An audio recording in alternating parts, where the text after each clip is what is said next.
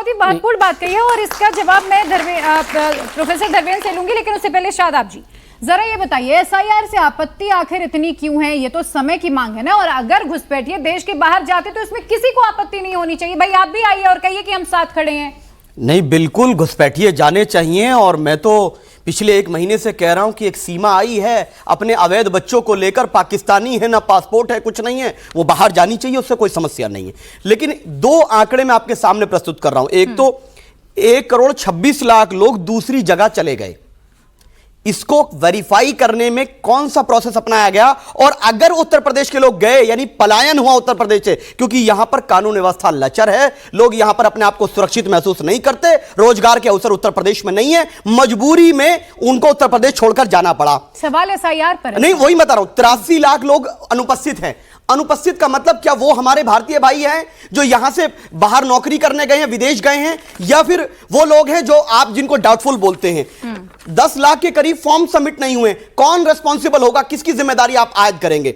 तीसरी चीज यह है कि जो भारतीय नागरिक अगर वोट के अधिकार से वंचित रहेंगे तो बर्डन ऑफ प्रूफ आप जनता पे डालना चाह रहे हैं। आप अभी सर ने बोला कि हम उनको नौकरी देंगे, कब घोषणा ऑफिशियली की जाएगी कि उनके परिवारों को नौकरी दी जाएगी? दूसरी बात, इतनी जल्दबाजी क्या थी? सर सुन लीजिए सर, लेट मी कंप्लीट। ऐसी क्या, अरे सर सुन तो लीजिए, ऐसी कौन सी जल्दबाजी थी कि इस प्रक्रिया को इतने ही समय में कराया जाना? हम पहले दिन से, हमारे वॉलंटियर्स काम कर रहे थे शौकत साहब के नेतृत्व में, पहले दिन से हमने कहा कि 3 मंथ होना चाहिए, बाद में 2 बार एक्सटेंड किया गया, जिससे क्या हुआ कि एक हॉच पॉच की सिचुएशन क्रिएट हुई, जिसकी वजह से बहुत सी परिस्थितियां नहीं होना चाहिए था। आप ये कह रहे हैं क्या? नहीं, एक्सटेंशन नहीं होना चाहिए था, जो डेट्स आगे बढ़ाई गई वो नहीं बढ़नी चाहिए थी। एक्सटेंशन की जरूरत ही नहीं पड़ती। अगर 3 महीने का समय पहले से दिया गया होता, शायद उन लोगों की जानें भी नहीं जाती।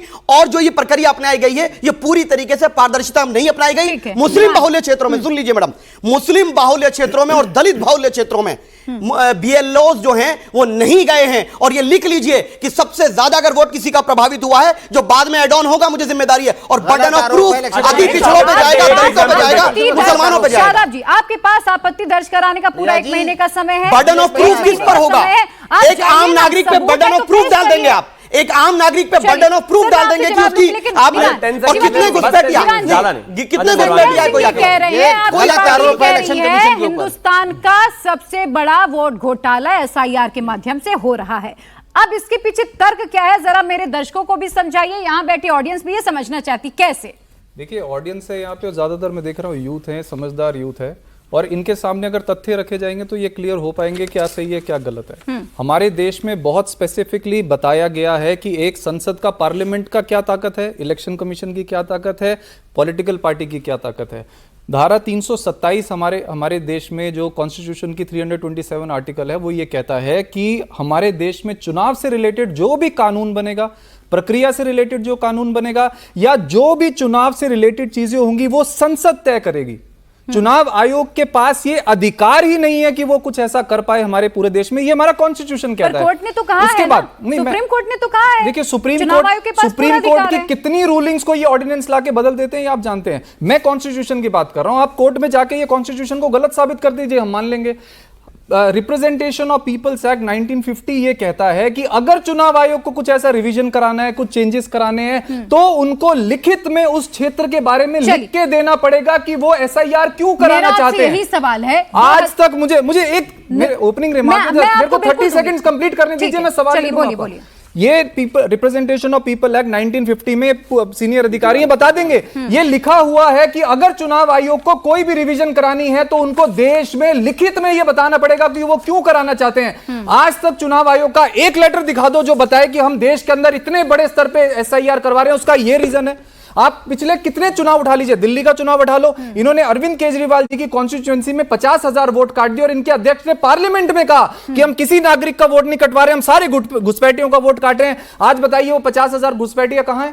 कुछ नहीं पता। इन्होंने बिहार में 80 लाख वोट काट दिए और इन्होंने कहा कि हम घुसपैठियों का वोट काट रहे हैं। ये रिकॉर्ड है और ये मुझे गलत साबित कर दें। केवल और केवल 315 घुसपैठिया पकड़े गए। तो समय की मांग है ना, आपको नहीं लगता कि 2 दशक पहले के जो वोटर्स हैं उनमें से बहुत ऐसे होंगे जो मृत हो गए होंगे, बहुत ऐसे हो गए होंगे, बहुत सारे ऐसे लोग हैं जो दूसरी कंट्री में भी शिफ्ट हो गए होंगे, बहुत सारे लोगों ने अपनी जगह बदल दी होगी। तो आपको क्यों नहीं लगता एसआईआर इतनी जरूरी है? बिल्कुल सही बात है, मेरे और आपके कहने से जरूरी थोड़ी साबित होगी, ये तो देश की संसद तय करेगी ना, ये बीजेपी थोड़ी तय चुनाव करेगी। आयोग तो यही करने के लिए तो चुनाव करा रहा आयोग है के ना, पास अधिकार SIR ही क्यों नहीं हो रहा है। अगर चुनाव आयोग को चुनाव लड़ना है तो आ जाए, वो चुनाव आयोग पार्टी बना के लड़ लें, उनका क्या मतलब है इस चीज का? देश की संसद तय करेगी, जनता तय करेगी। तो आपको देश की चुनावी प्रक्रिया पे कोई भरोसा नहीं है? सांसद संसद के अंदर जाके तय करेंगे, चुनाव आयोग को ऑर्डर देंगे तो चुनाव आयोग करेगी। मैं एक चीज कहना चाहता हूं, हमारे देश में किसका वोट करेगा, किसका नहीं? इन्होंने ये कहा, एक लास्ट बात कहकर खत्म कर रहा हूं, मैं लास्ट बात कहकर खत्म कर रहा हूं। इन्होंने बोलूंगा नहीं, बस मेरे बीच में मत बोलो। नहीं बोलूंगा। इन्होंने 84 लाख वोट जो हैं वो यूपी के अंदर अभी काट दिए, और क्या रीजन दिया?